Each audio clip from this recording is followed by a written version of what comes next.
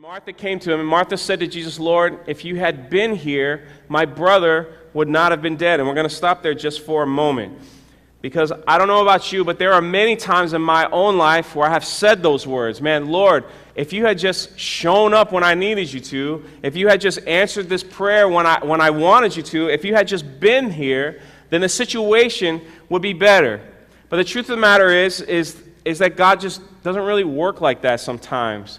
But in our own human nature, we just feel like, man, Lord, why don't you just show up? Why don't you just take care of this? I know you're all powerful. I read about your miracles. I read about these things. And how come you don't do it for me? And these are the same questions that these people had with Jesus. And Jesus was doing this because he was trying to help them, build up their own personal faith. Now, just so you know, I talked to a lot of you, and I love to hear the praise reports of when God showed up and answered, prayer in your life. But isn't it kind of crazy how many times God answers it like right at the last second? Has any of that happened to anyone here? Anybody? Yeah, where you're like, Lord, show up. I need you to show up. All right, it's getting close. It's getting close. It's getting close. It's getting close. And then at the last second, he finally shows up and does the impossible. But have you ever noticed that the closer it gets to like the deadline and he answers his prayer, the more praise that he actually gets? Because it's kind of like a big relief, because worry sets in and fear sets in and all these things. And then God says, man, I got this. If you just trust in me. And he shows up, and then it's like, oh my gosh, thank you, Lord Jesus. But when God begins to answer prayers, right at the beginning of things, it's kind of like most of us, and I'm just as guilty, it's kind of like, wow, thanks, God, that's cool. Let's just go on to the next thing.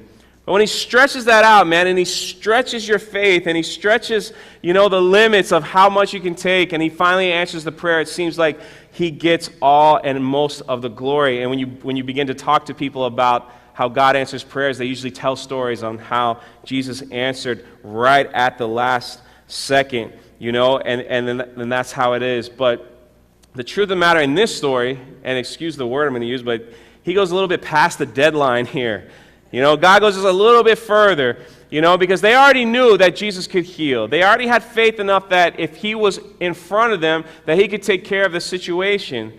But yet Jesus was like, no, man, I need you to have even more faith than that. So he goes a little bit past the deadline here and waits till his friend dies for several days. And the truth of the matter is that if we have these constant moments where we're constantly questioning God, when we're saying, God, where have you been? How come you didn't show up here? We have to ask ourselves, where is our own personal faith? Where does it lie? Because what happens is when you ask those kinds of questions, what you're really trying to do is control God. You're trying to say, God, if you do it my way, it's the best way. Because I know what's best for me, God, not you. And if you show up when I ask you to, then I know things would be better.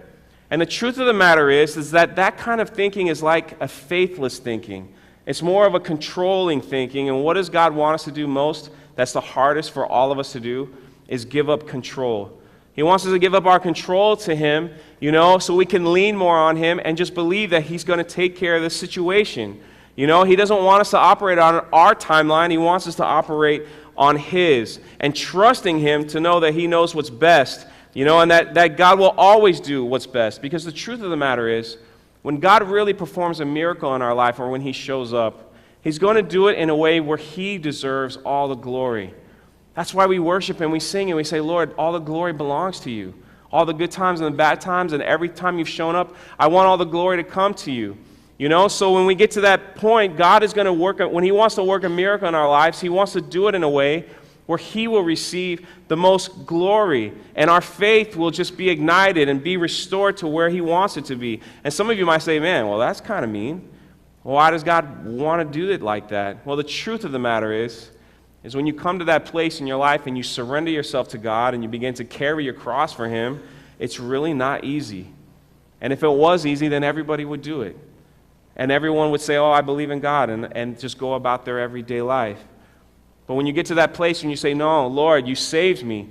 You saved me, and I want to surrender myself to you. It is very difficult and hard at times when he tries to lead you and direct you to, when he says go that way, but you want to go this way. And it's very difficult. But this is how God shows his glory to everyone around you.